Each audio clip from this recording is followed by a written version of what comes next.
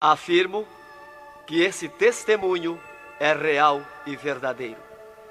É uma alerta para quem ainda não aceitou Jesus como seu Salvador, e os desviados tenham a sua oportunidade para voltarem aos pés do Senhor.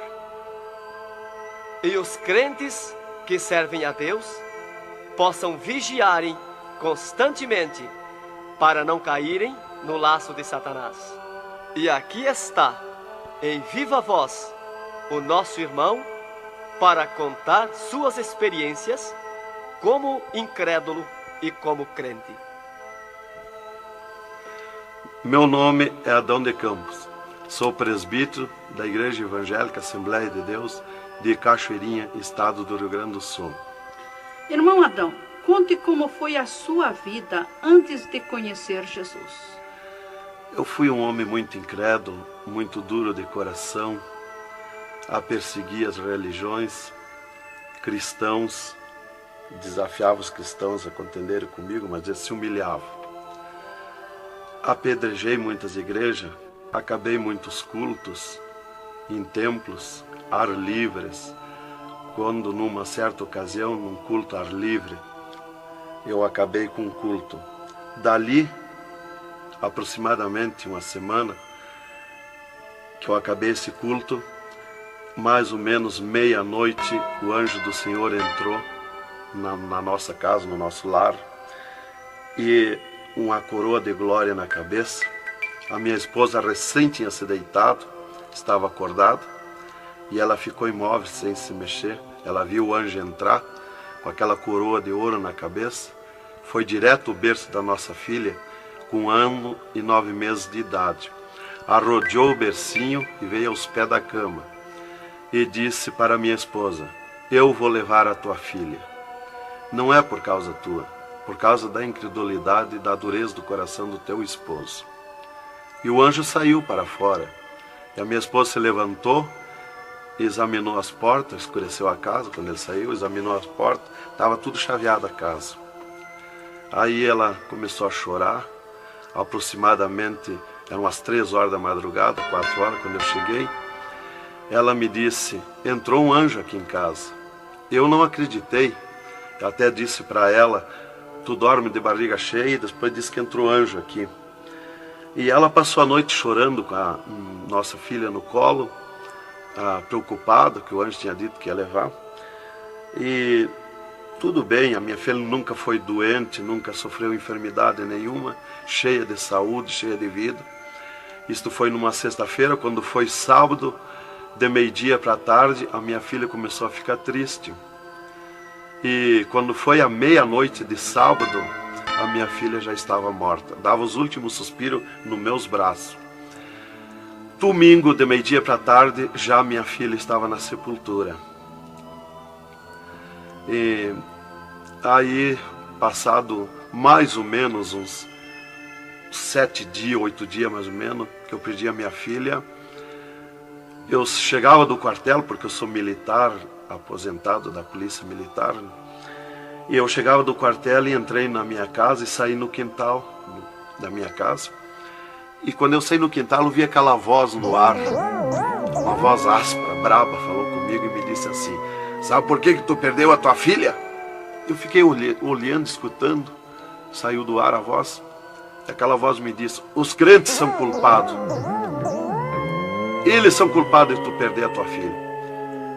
Aí, como eu tinha acabado aquele culto no ar livre de frente à minha casa, eu fiquei furioso.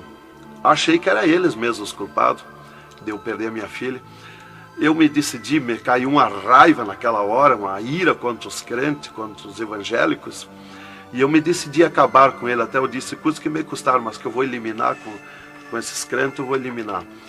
E botei 6 balas no meu revólver, botei 16 balas no bolso e o facão. E fui para aí. Eu disse: eu sei onde é que se reúne. Fui para lá. Cheguei no portão da igreja, dei um coice no portão de madeira, quebrou todo o portão de ripa. E fui para dentro da igreja, mas eu me esqueci de tirar o revólver. Levei as mãos na porta da igreja, olhei para dentro. Que o diabo me disse: tu atira para dentro, você tem uma porta para sair. tu atira para dentro, eles vão sair, tu corta com o facão no pescoço. E eu levei as mãos na porta, olhei para dentro e me lembrei que não tinha puxado o revólver. Quando eu tirei a mão para puxar o revólver, eu estava intático, minhas mãos não voltaram, não tinha força nas mãos, fiquei com as mãos presas na porta, nos umbrais da porta, fiquei sem fala, perdi a fala. E ali eu fiquei naquela situação, o porteiro mandava eu entrar e eu não podia falar, não podia sair dali, não podia me mexer, não podia andar. Senti aquela mão grande, um baita de um braço, me pegou por trás, na perna, pelo meio das pernas. Me empurrou para dentro e eu sentei me largou sentado em cima da cadeira do porteiro. E ali eu fiquei, e aquela mão me pegou no pescoço, no cogote, e eu dobrei a cabeça, cabeça baixa, fiquei ali. E falou aquela voz comigo, abriu os céus, aquela voz falou direto comigo, me chamou pelo meu nome, me disse: Adão, tu sabe quem sou eu? Eu sou Jesus. Aqui, Adão, tu não vai fazer o que tu queria fazer. Eu sou Jesus. Hoje tu caiu nas minhas mãos. Mas quando aquela voz falou comigo, eu comecei a chorar. Me desmanchou, me fulminou a minha vida. Fiquei quebrantado por aquela voz. Para mim estava emendado o céu e a terra, ouvindo aquela voz falar, aquela voz suave, aquela voz saudável, com amor. E eu me desesperei chorando, mas eu não tinha fala, não podia falar. E aquela voz me disse: tu está vendo esse povo aqui, Adão? Este povo, aqui tem gente que não tem nem calçado para botar nos pés, mas é onde eu estou no meio deles, aonde tu nunca pensaste que eu estava, é aqui que eu estou. Hoje tu caiu nas minhas mãos. E aquela mão me largou do pescoço, e eu levantei o meu rosto. Aquele pregador estava falando da minha vida, estava contando a minha vida. Essa vida que tu vive é uma vida de tristeza e dor. E veio a voz para mim e eu dei um grito na igreja, disse: é verdade, esta vida que eu vivo não é vida. E todo mundo olhou para trás, a igreja estava cheia, o povo olhou para trás e eu me envergonhei, eu estava dentro da igreja. E ele me disse para mim: levanta e vem aqui, dobra o joelho. Jesus tem um plano na tua vida. E eu fiquei de pé, mas eu nunca me dobrei para ninguém. Aí eu fiquei de pé, me lembrei que eu estava armado. Levei a mão para tirar o cinto, uma cartucheira e revólver, e saltou misteriosamente o meu cinto da cintura. Nunca derrubei o revólver do corgo, e o meu revólver caiu fora do corgo, para um lado, facão para outro, e eu fiquei de pé. Um ser me pegou debaixo do braço, outro do outro braço, e eu não pude me abaixar para juntar o revólver e guardar, ficou lá extraviado. O cinto atravessado na cadeira, e fui para frente, me levaram para frente. Cheguei lá na frente do púlpito, me largaram na frente do púlpito. E ali ele mandou dobrar o joelho, o pregador. Dobrei o joelho. Fiquei de olho aberto. Começaram a orar. Eu de olho aberto. Dali um pouco, senti um soco por cima do meu peito.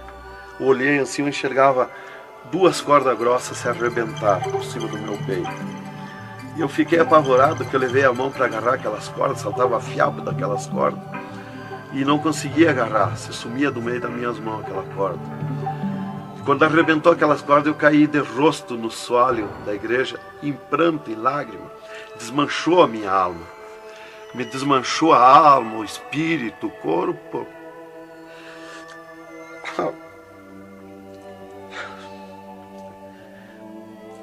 Irmãos queridos, esta é uma entrevista ao vivo que nós estamos fazendo com o irmão Adão. Ele não contém as suas lágrimas, ele chora, porque nós sabemos que Deus tinha um plano nesta vida, que o qual nós sabemos que são centenas e centenas de almas que aceitam a Jesus Cristo como Salvador através do seu testemunho. Irmãos queridos, a minha fala é para que o irmão possa se refazer destas lágrimas que são dadas por Jesus, pelo Espírito Santo, e continuar o seu maravilhoso testemunho. Aí, irmão, eu fiquei de pé. Tinha um tapete verde na frente do púlpito. Afundava os nossos pés. Vinha aquelas nuvens de glória do céu. raio de luz.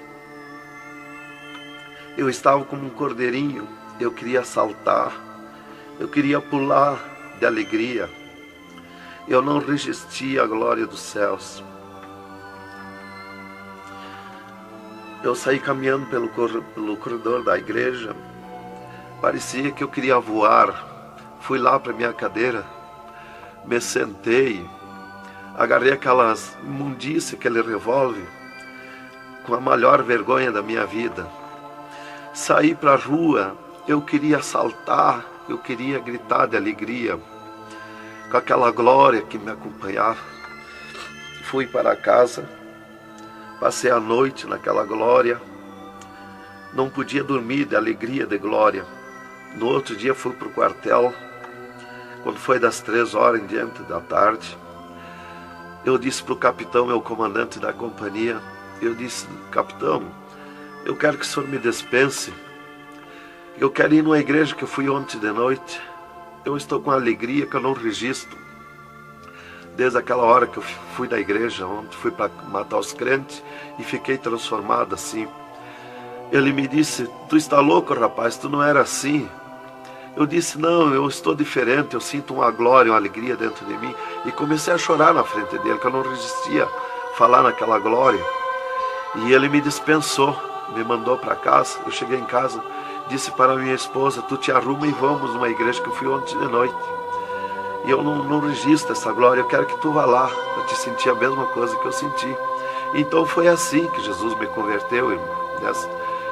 Me salvou realmente. Naquela noite Jesus entrou em mim, entrou os céus. Deus falou diretamente comigo, me salvou direto. Ele entrou no meu sangue, na minha carne, nas minhas veias. Eu fiquei transformado direto naquela noite. Nunca mais voltei atrás. Irmão Adão, no Rio Grande do Sul é muito comentado, conhecido sobre a sua doença, a sua morte e o transplante do coração constatado pelos médicos deste estado. Nós queremos que o Senhor conte-nos esta maravilha. Bem, irmã, essa cura para mim foi uma grande bênção na minha vida, porque eu fui desenganado do coração 4 anos pelos médicos. Numa certa ocasião, a última vez que eu tive com o meu médico, ele me disse para mim: se tu quer viver mais uns tempos de vida, temos que fazer uma cirurgia no teu coração, pôr um marca-passo e fazer 3 pontos safena. Eu me levantei na frente do meu médico e disse para ele: doutor, eu aceitei Jesus como meu Salvador, eu aceitei um amigo. Se ele quiser me curar, ele me cura. Ele é meu amigo. E se ele não quiser me curar, eu vou para a glória. Mas eu não faço cirurgia e nem permito ninguém mandar fazer cirurgia em mim. O doutor me disse para mim: muito bem, seu Adão, é tudo contigo, você está condenado ao infarto. Eu disse para ele que não tinha medo de infarto. Dali eu fui para casa. Dali a 8 dias que eu tive com o meu médico, eu sofri um infarto. Às 9 horas da manhã do dia 9 de 10 de 80.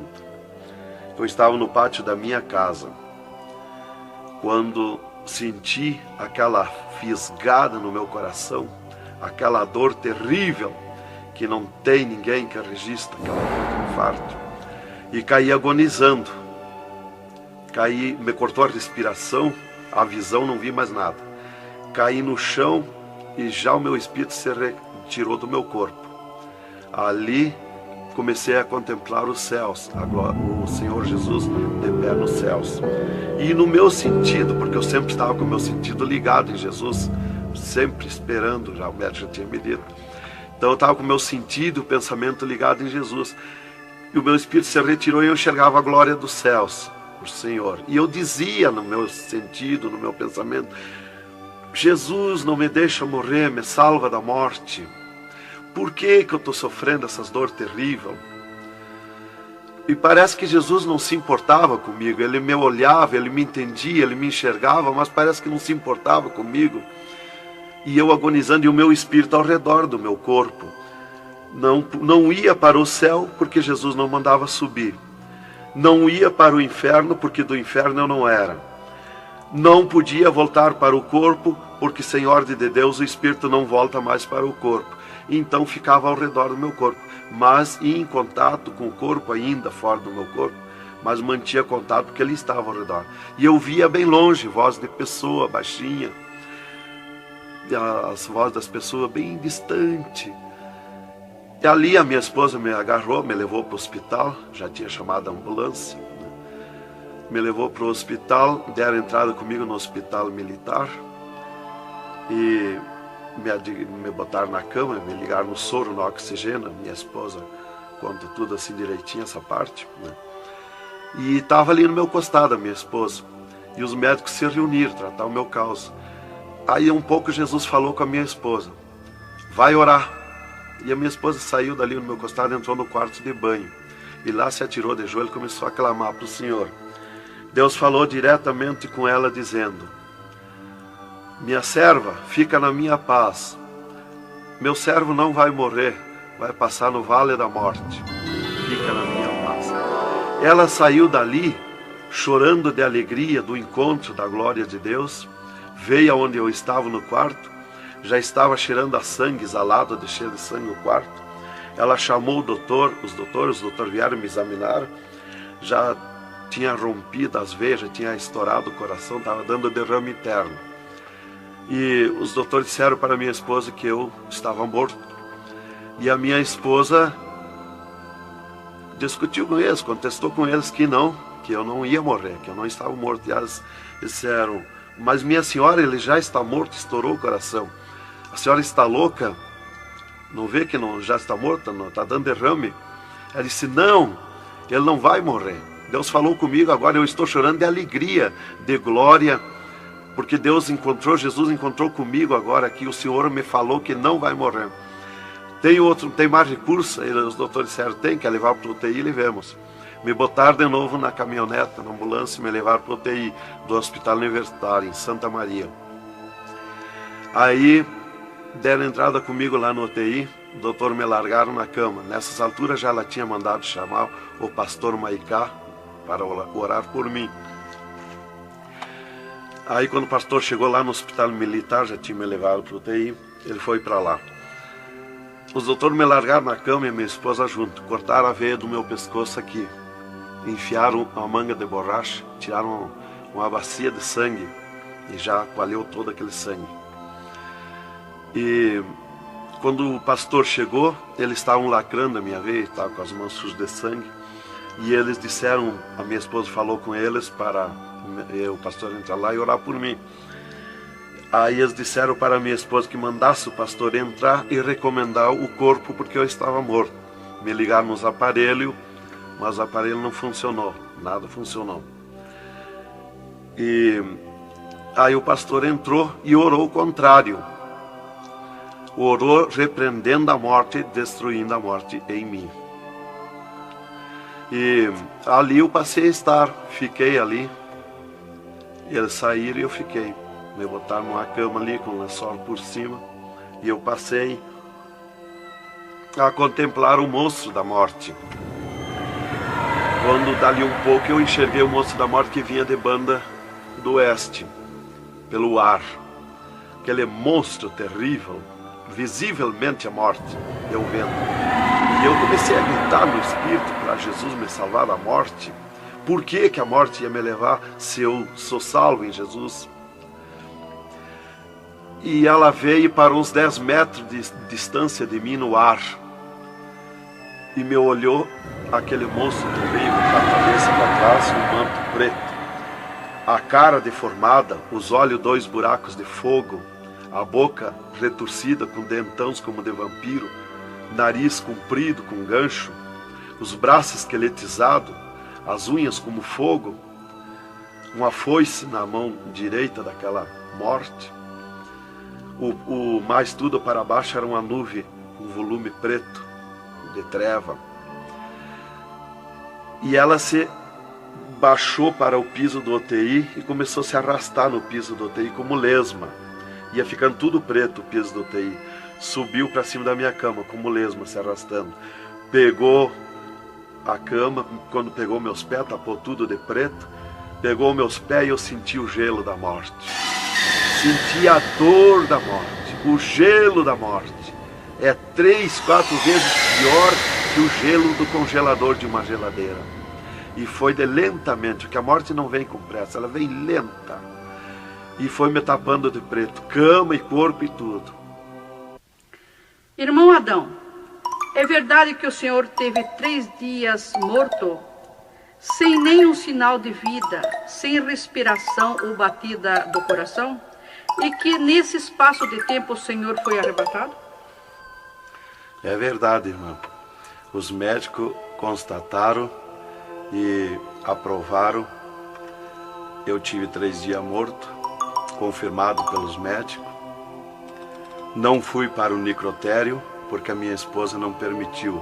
Em primeiro lugar, Deus tinha falado para ela que eu não ia morrer. E, em segundo lugar, ela disse para eles que não tirasse o meu corpo do UTI, porque ela tinha gente por ela, tinha autoridades por ela. Então eles temeram. Então eles iam dizendo para ela que ficasse mais aquele dia. No outro dia queriam me botar no necrotério. Ela insistia com eles, não permitia me tirar do UTI, esperando e aguardando Jesus. Chamavam ela de louca. Ela dizia que não estava louca, estava consciente.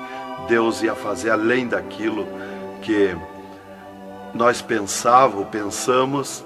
Então ela estava certa. E os médicos insistiam muito com ela. Inclusive chegaram a dizer para ela assim: mas qual é o seu futuro com um homem desse dentro de casa? Se fosse acontecer esse milagre aí que você está dizendo, que ele vai ressuscitar, que vai viver. Se ele voltar, como você diz, se por acaso acontecesse isso aí, que não vai acontecer, qual seria o teu futuro com um homem desse dentro de casa? Não vai enxergar mais, não vai falar mais, não vai ouvir mais, vai ficar com o corpo destruturado. Qual é o seu futuro? Ela disse: não, Deus dá além daquilo que nós pedimos ou pensamos, faz além daquilo que nós esperamos. Então ela não permitiu e deu ordem para eles, que não tocasse no meu corpo e não tirasse dali sem ordem dela. Bem, irmão, enquanto a minha esposa debatia com os médicos pelo meu corpo, que eles queriam me pôr no necrotério, Jesus descia do céu num raio de luz, numa nuvem de glória, dentro do UTI, e mandou eu destruir a morte em mim mesmo. Chamou-me pelo meu nome e disse: destrói a morte, Adão. Eu dizia no sentido, no pensamento para Jesus, que eu não tinha força, não tinha poder para erguer a mão para tocar na morte.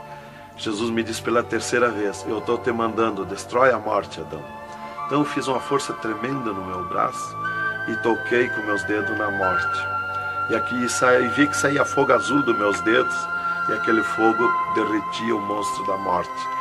Se desmanchou, derretia como cera, se desmanchou em cascão, pó de vidro vermelho, e eu fiquei livre da morte.